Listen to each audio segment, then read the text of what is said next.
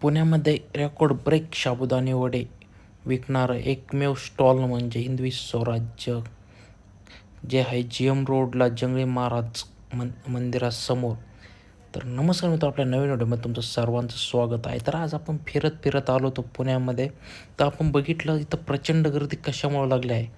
तर ती आहे महाशिवरात्रीनिमित्त वडे खाण्यासाठी.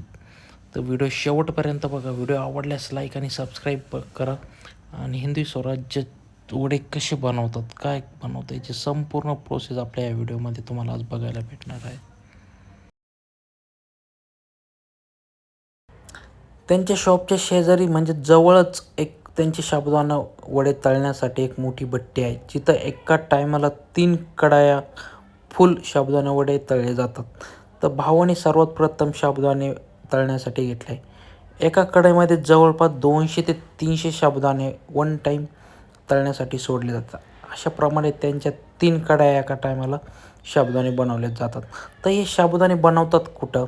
तर त्या भट्टीच्या समोर त्यांचा अजून एक शॉप आहे, जिथं साबुदाणे वडे बनवून त्या भट्टीत तळण्यासाठी घेऊन येतात. तर बघितल्याप्रमाणे असं भाऊ एका टायमाला 200 ते 250 साबुदाणे वडे त्या तेलामध्ये सोडित आहे. आणि हिंदवी स्वराज्य सुरुवातीच्या काळाला हिंदवी स्वराज्य साबुदाणा वडा हे फक्त एकादशी, शिवरात्र ह्या निमित्तच ते साबुदाणा वडे बनत होते. पण पुण्याची पसंत साबुदाणा वडे ही त्यांची ओळख झाली आहे आज सध्या.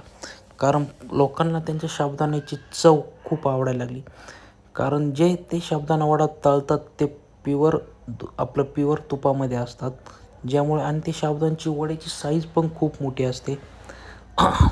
महाशिवरात्रीनिमित्त ती प्लेट 80 रुपयाला त्यांनी ठेवली होती.